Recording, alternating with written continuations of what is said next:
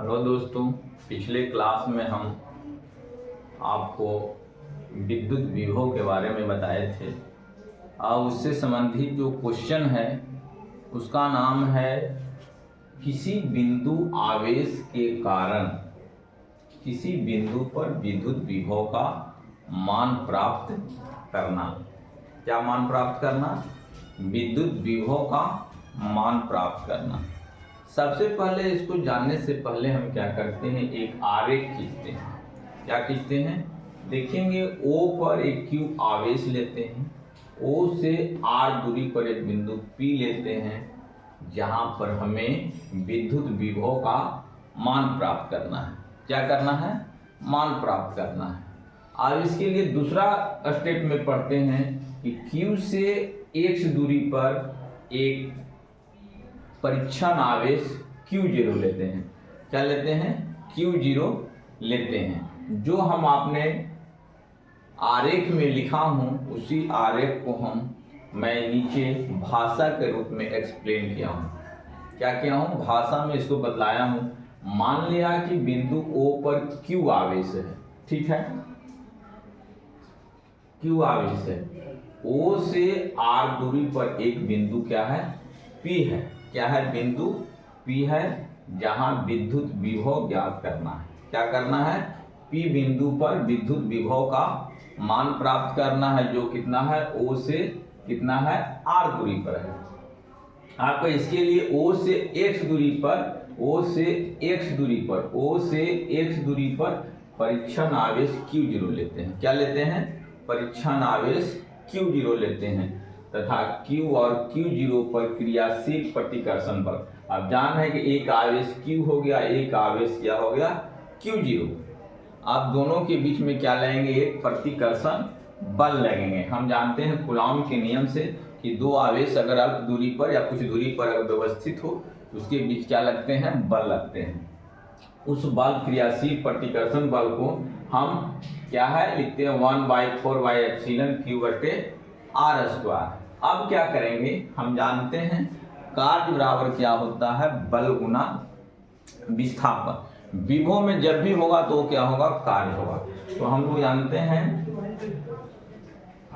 हैं प्रतिकर्षण बल के विरुद्ध प्रतिकर्षण बल के विरुद्ध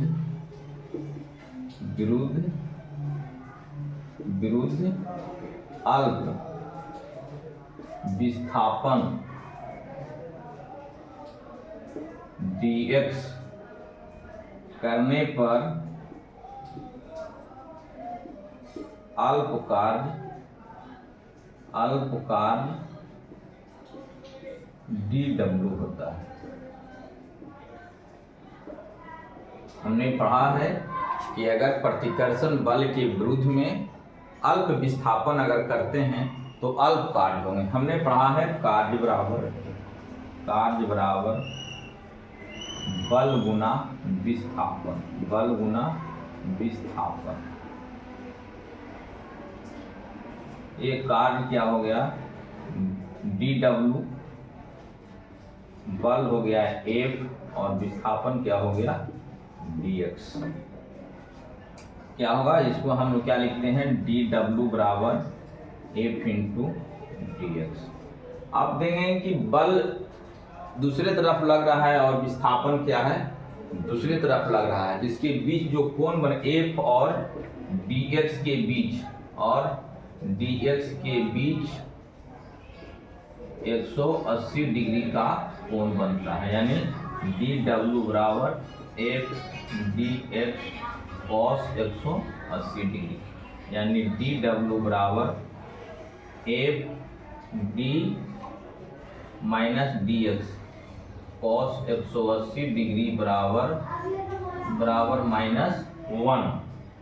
अब क्या करते हैं कि इसे हम दोनों तरफ सबसे पहले क्या करते हैं? F का मान रखते हैं। क्या करते हैं? समीकरण 1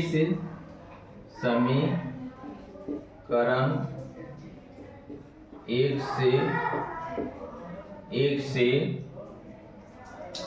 F का मान रखते हैं, मान रखने पर क्या होगा, dw बराबर 1/4 pi epsilon q into Q0 बटे x square into dx।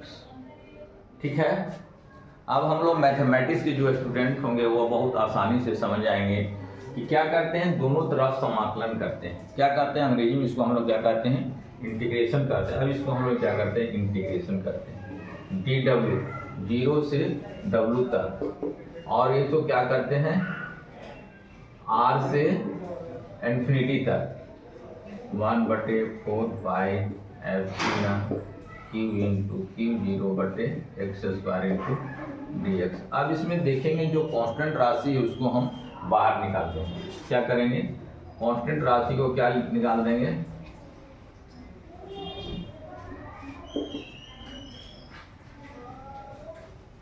One बटे 4 pi epsilon q into Q0 1/x square into dx। अब इसे हम स्टेप बाय स्टेप हम इसको क्या करते हैं, आगे की ओर बढ़ाते हैं। देखेंगे क्या होता है। ये हो गया है w हो गया आपको 1/4 pi epsilon q into Q0, और ऊपर जाएंगे तो क्या होगा, x माइनस 2 इंटू dx। देखेंगे x ऊपर जाएंगे क्या होगा, -2 इंटू क्या होंगे, dx होंगे। अब हम जानते हैं कि आप इंटीग्रेशन में पढ़े होंगे, कहीं आप मैथ में पढ़े होंगे, इसकी फार्मूला होता है, अगर 1/x है स्क्वायर है n है और इंटू dx इसकी फार्मूला होता है x का पावर n+1 बटे n+1, ये फार्मूला होता है। इस फार्मूला को यहाँ क्या करेंगे, अप्लाई करेंगे। क्या करेंगे, अप्लाई करेंगे। क्या करेंगे, अप्लाई करेंगे। क्या करेंगे, अप्लाई करेंगे। देखिए क्या करते हैं, w हो गया 1/4 pi epsilon q into Q0 बटे q। अब इसको क्या करते हैं, x -2 + 1 -2 + 1, और यहाँ क्या हो गया, r हो गया, और क्या हो गया, अल्फा हो गया। इस सब में क्या हो गया, माइनस होंगे, क्या होगा, माइनस होंगे। अब यहाँ इसको देखेंगे क्या करेंगे। अब हो गया w हो गया 1/4 pi epsilon q into Q0।